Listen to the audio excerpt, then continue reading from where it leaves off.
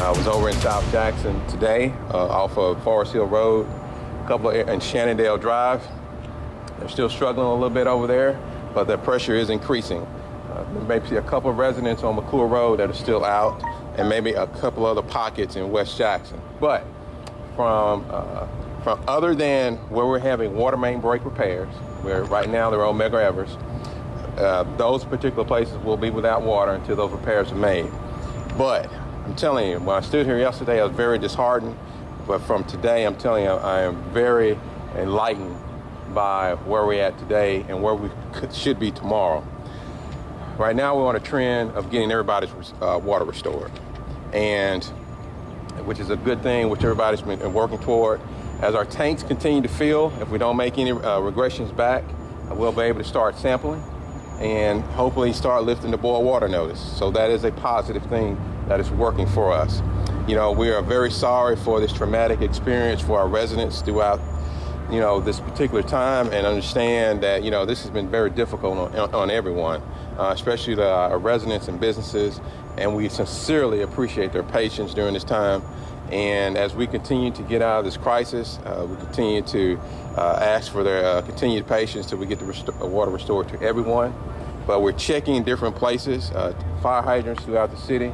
We're checking for valves to make sure all of our valves are open from a previous repair. So we're checking everything to make sure that there's no further delays in the restoration process. So once again, very good day today. Looking for a promising day tomorrow and into the weekend, and ready to move on to the next efforts.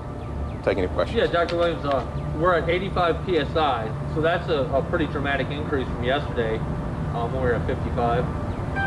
I think the goal is to reach 90. Is that when we get to that point, is that when all of the residents will have water? I think that if we stay kind of in right where we are right now and start inching up to 90, yes. But I think the good thing right now is that water is flowing in the system and we're getting our tanks filled. And like I said, ultimately we want to reach all of our residents, especially those off Forest Hill Road, Ms. Tripp and Mr. Cole. They have really, and a lot of our residents have just had to endure, this water outage. And it's disheartening that it's gone on this long. But, I see the light at the end of the tunnel. And I'm very encouraged by, what we're seeing right now and what we hope to see over the next couple of days. Dr. Williams, explain how many water main breaks we're up against now, and with this progress, do you now finally have a time frame with when this could be fully restored for customers still dry? I think that, as we continue to trend this during this time, hopefully over the weekend that, we can continue to see gains in our tanks, and the pressure sustained, then fully we can say that a majority of our residents, except for some isolated areas, will be with water. As far as the water main breaks, we're caught up pretty much with the breaks. Our guys are going out every day, working the breaks, repairing them, so that process has not stopped. And it has not impeded our progress as far as the restoration of water. It's just we have those small isolated leaks everywhere, certain places in the city that they're working on, and just getting those repaired. So it's all coming together. Unfortunately, it just took a lot longer than what we anticipated. Dr. Williams, we saw the mayor's letter to the governor at $47 million for upgrading the city's water infrastructure. Who exactly picked those itemized list of items that needed repair first, and how was that decided exactly? I think when you look at the issues that the city has, obviously we have issues that are at the plant, we have issues in the distribution system. So what I hope that if it is approved, this is a start for us to start moving toward projects that can improve both the water treatment facilities, but also the water distribution system. And who's in charge of making that list? Who's in charge? Yeah. If I provided information to the mayor for him to use. Has the city brought in contractors to aid in, making repairs at the water treatment plant and the water line breaks? We have. So we've had vendors come in and assist us at the plant, looking at pumps, looking at all of our mechanical items, You know, we had a vendor in yesterday to assist us with getting the raw water screens back operational. So we've had vendors come in over the past couple of days to assist us. We've also had contractors come in and assist us on breaks, and also to assist us with looking at different areas in the system, checking valves, and we actually have somebody helping us do that right now over by Chastain. We also had a contractor assist us on the frontage road in Byram, where we had a fire hydrant that was knocked over, and fixed that leak. So once that leak was repaired, we saw an instant improvement in that area as far as pressure. Do we have any idea how many customers are still being affected with little to no water pressure? I think that's going to depend on location. And that's what we're actively searching now, is we're going out through the city checking fire hydrants. You know, we're checking fire hydrants for air. We're checking fire hydrants just to make sure there's water coming through it. And, you know, we're checking areas, higher elevated areas, just to see what the PSI is. So we're consistently checking just to see, number one, is water getting to that location? What's the pressure? And then, you know, how is that water circulating, you know, through other distribution lines? So, like I said, I believe that scale is getting smaller every day, because what we're seeing out in the field is we're seeing water starting to flow in the distribution system, and that was not occurring earlier this week. Dr. Williams, does it show that with the city sending a letter for $47 million to legislators and the governor, that this problem was just too big for the city to handle? And if this letter is approved, how would you use that money to make sure this doesn't happen again? No, I think what it shows is that the city's been asking for assistance, and, you know, this is a quantified number, and, you know, if it's approved, then we will utilize it for improvements at our water treatment facilities and our water distribution lines. Where do you see this money being used the best? I was talking with Councilman Banks earlier, and he said, why not go? He was asking, why not go more? Why not try to ask for more money? You know, I think that's a little bit above my pay grade, right, for us. But I'll say this: whatever assistance that I get, and I hope that I've showed this, I will utilize the money to the best of my ability to help aid our residents, and that's whether it's for roads, streets, bridges, you know, our water system or sewer collection system. So for me to do my job as a public works director and a city engineer, I need the funds available to put into the infrastructure to make it better. And Dr. Williams, before it was said that it would be near roughly $2 billion to have a full upgrade of the water infrastructure. So what went into going to 47 and not higher than that? The mayor made the list. I mean, the letter, right? So I think that will be a question better posed to him. I think more so about, you know, concentrating on the number. I think we should concentrate that a request was made, right? And let's hope that the request is approved so we can begin utilizing that money to do the improvements. And then if the improvements are done, hopefully additional funding will come, you know, for additional improvements in the infrastructure system. At the beginning of this, Dr. Williams, you said in one of your press briefings that there's going to need to be studies, not just with Jackson, but with a lot of cities working together across the South to make sure that this doesn't happen again. Granted, yes, no one can control the weather, but if this money is approved, where would you go with the studying, or where would you go to replace specific equipment to make sure this can't happen again? Because clearly it's possible. Well, yes, it's definitely possible, and I think most highly likely it will happen again. I think that having a peer review where you have connected individuals who are experienced in this particular area, especially when you look at water treatment facilities, wastewater treatment facilities, and they come in and they do evaluations and they give you, recommendations of improvement that could be applied toward your infrastructure. Then you take that information, right, and you utilize it. So I think that is a positive thing that we probably really need to look at. I mean, there's, the American Water Works Association, the American Public Works Association, all of these different associations have groups that can come in and assist you. So I think the most important thing we want to do is we definitely do not want this to happen again, right? But it possibly will. But how do we minimize that effect?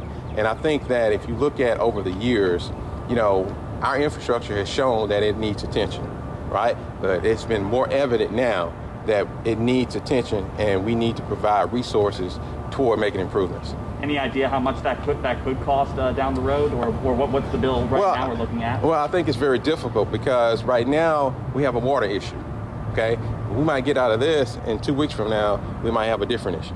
Last year, we're dealing with a flood, right? And we had multiple flooding incidents within the city. And so I think all of our infrastructure systems need attention. I think all of them need funding.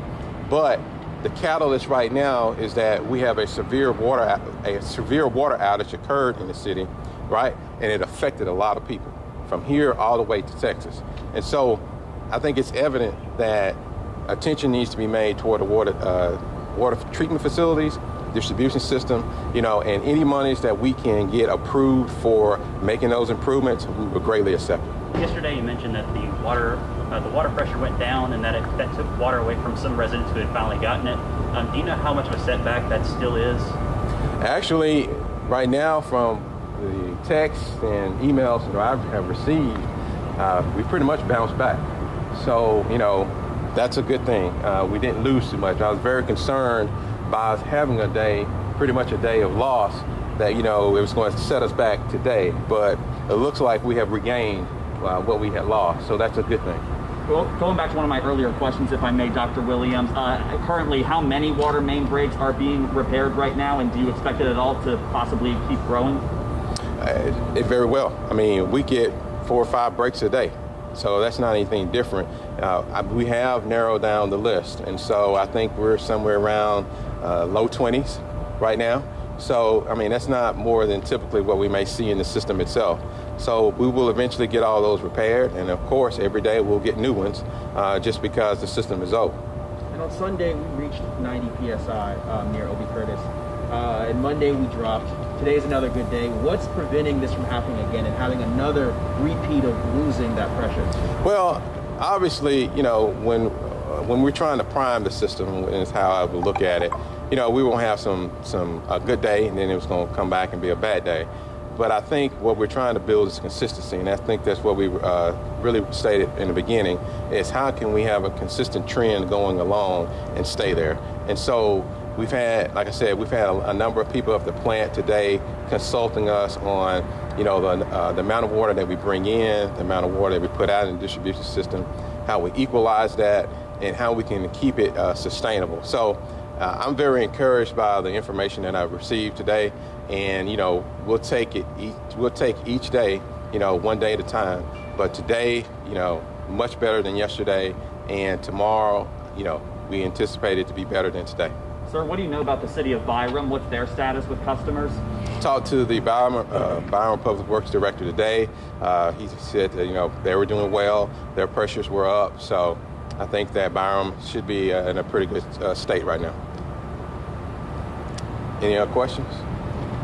Would you have thought it would drag on this long? 17 days, no running water for certain people? Would you have ever expected this? You know, how do you keep your mindset focused to not let this bring you down with pride serving Jackson? I think that this is a situation that occurred. I think we have to accept it.